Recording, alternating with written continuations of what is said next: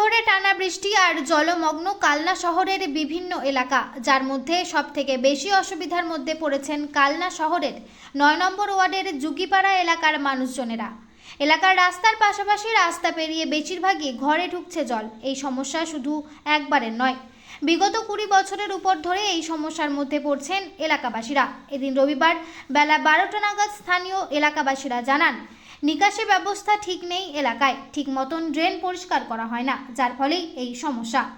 প্রতিবার একটু ভারী বৃষ্টি হলেই এই সমস্যার মধ্যে পড়তে হয় তাদের। জলের মধ্যে বিষধর সাপের উপদ্রব হয়, তার উপর রয়েছে মশা, কার্যত জনজীবন বিপর্যস্ত। এ প্রসঙ্গে স্থানীয় ওয়ার্ডের কাউন্সিলর সুজয় সিদ্ধান্ত তিনি জানান, ড্রেন পরিষ্কার হয় না বিষয়টি ঠিক নয়। সপ্তাহে আগে ৩ দিন পরিষ্কার করা হতো, ইদানিং বিকেলেও এই এলাকায় পরিষ্কার করা হবে। পাশাপাশি এলাকায় বেশ কয়েকটি পুকুর মজে যাওয়ার কারণে এই ড্রেনের জলগুলি পুকুরে নামতে পারছে না, যার ফলেই এই সমস্যা। এ প্রসঙ্গে কালনা পৌরসভার কনজারভেন্সি বিভাগের সভাপতি অনিল বসু তিনি বলেন, প্রতিদিনই আমরা ড্রেন পরিষ্কার করছি, মানুষকেও সচেতন হওয়ার প্রয়োজন রয়েছে।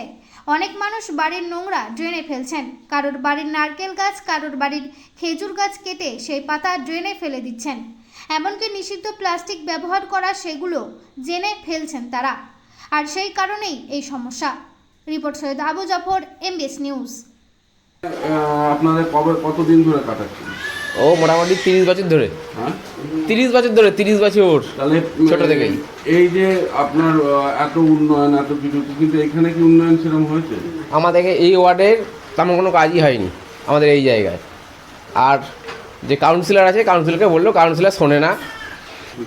পৌরসভা জানানো হয়েছে, আমাদের পৌরসভা, তারপর আমাদের কাউন্সিলর, সবাইকে জানানো হয়েছে, আর ওরাই জানানো হচ্ছে, কিন্তু জল নিকাশি ব্যবস্থাই তো নেই। সেই কারণে প্রত্যেকবার আমাদের যুগিপাড়ায় এই জায়গায় জলমগ্ন হয়ে থাকে। রাস্তাঘাট, বাড়ি সব। আমার নাম অমিত সাহা। এখন তাহলে এই অবস্থায় খাওয়া দাওয়া কি করে করতে? ওইসব চিরা মুড়ি এইসব খাচ্ছি, রান্না করতে পারছি না, কিনা খাওয়াচ্ছি। ছোট ছোট বাচ্চা আছে, বাচ্চাদের নিয়ে আমরা কীভাবে কী করবো?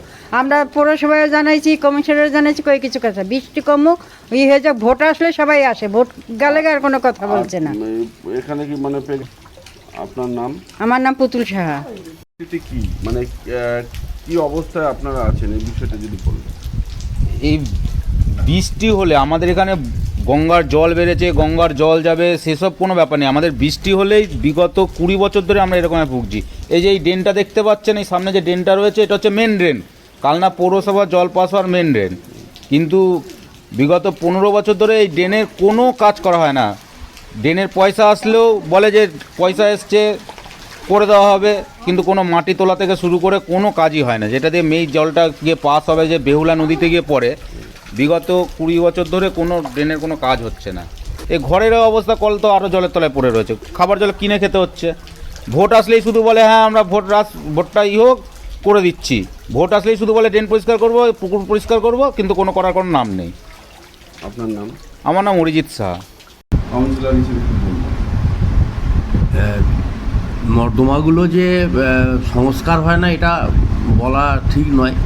কারণ আগে মিউনিসিপ্যালিটিতে সপ্তাহে 3 দিন আমরা লেবার পেতাম, কেমন?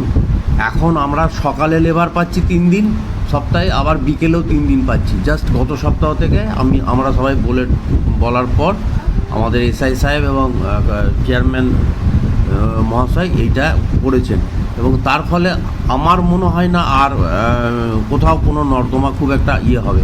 আগে তো আমরা যতটা চেষ্টা করেছি, সকাল 8:30 থেকে 12টা পর্যন্ত লেবারদের করে যতটা পেরেছি সংস্কার করেছি। কিন্তু সমস্যা যেটা, যোগীপাড়ার ওই সাইডটা 9 নম্বর ওয়ার্ডের জায়গাটা অনেক নিচু জায়গা, হিসাব মতন, মানে সেই কচ্ছপের পিঠের মতন, এই দিকটা উঁচু, ওই দিকটা নাবা।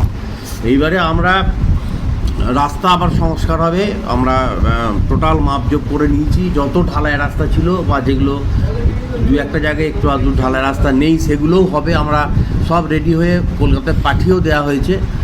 দুজন আমার এইটুকু ওয়ার্ডে দুজনা বাড়ি বাড়ি নোংরা নিয়ে যাচ্ছে, তা সত্ত্বেও তারা কেন ড্রেনে ফেলে বা রাস্তায় ফেলে? তাদের মিউনিসিপ্যালিটি থেকে তো বাড়িতে কন্টেনার দেওয়া হয়েছে 2টো করে, ময়লাগুলো বাড়িতে রাখবে, ওরা ওই ময়লাগুলোকে ঢেলে নিয়ে চলে যাবে। তারা যদি ড্রেনে ফেলে তাহলে আমরা কোথায় যাই? এই ব্যবস্থাগুলো আমি সমস্ত আমাদের ওয়ার্ড কেন, সমস্ত কানলাবাসীর সবাইকেই বলছি, রিকোয়েস্ট করছি, অনুরোধ করছি যে আপনারা একটু সচেতন হয়ে আপনারা একটু সহযোগিতা করে যাতে এইভাবে শহরটা পরিষ্কার পরিচ্ছন্ন থাকে এবং এই সমস্যাগুলো যাতে না হয়, আপনারাও আমাদের সাথে হাতে হাত মিলিয়ে চলুন। তাহলে কালনায় বেশ কিছু এলাকায় জল জমে এবং মানুষ গৃহবন্দী হয়ে পড়েছে। পৌরসভার তরফ থেকে কি উদ্যোগ নেওয়া হয়েছে? দেখুন, পৌরসভার পক্ষ থেকে প্রত্যেক দিনই আমাদের উদ্যোগ নেওয়া আছে।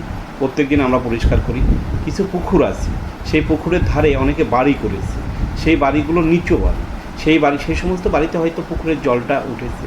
কেননা আমরা কালনা পৌরসভার পক্ষ থেকে প্রত্যেক দিনের ন্যায় যেভাবে আমরা পয় পরিষ্কার রেখেছি এবং ড্রেন থেকে শুরু করে সমস্ত কিছুই আমরা পয় পরিষ্কার করে রাখা হয়েছে। আমরা মানুষকে অনেক সচেতন করেছি যে আপনারা দয়া করে কেউ ড্রেনে নোংরা ফেলবেন না। মানুষে কী করছেন যে আমরা নির্মল বন্ধুকে দিয়ে, কালনা পৌরসভার পক্ষ থেকে নির্মল বন্ধুকে দিয়ে আমরা প্রত্যেক দিন নোংরা তুলছি বাড়ি বাড়ি থেকে। সেক্ষেত্রে যে মানুষ অনেক কী করেছেন, ড্রেনে নোংরাগুলো ফেলেছেন, তাতে কী হচ্ছে, ড্রেনটা জ্যাম হয়ে যাচ্ছে। অনেককে বলেছি প্লাস্টিক ক্যারি ব্যাগটা ব্যবহার করবেন না, অর্থাৎ 120 মাইক্রনের নিচে ব্যবহার করবেন না। অনেক আমি ধরপকড় করেছি চেয়ারম্যান সাহেবের অর্ডার নিয়ে, এবং চেয়ারম্যান সাহেব নিজে অর্ডার দিয়েছিলেন। কালনা পৌরসভার আধিকারিকদের নিয়ে আমি বেরিয়ে, সাংবাদিক বন্ধুরা ছিলেন এবং আমাদের এসডিও স্যারও ছিলেন, কয়েকবার আমরা এরকম রেটও করেছি, যে রেট করে ফাইনও করেছি। তারপরেও মানুষ লুকোচুরি করে সেই সমস্ত ক্যারি ব্যাগগুলো ব্যবহার করছেন, বাড়িতে এনে তারা তো একটা ঠিক জায়গায় ফেলছেন না, সেই ক্যারি ব্যাগগুলো ড্রেনে ফেলছেন।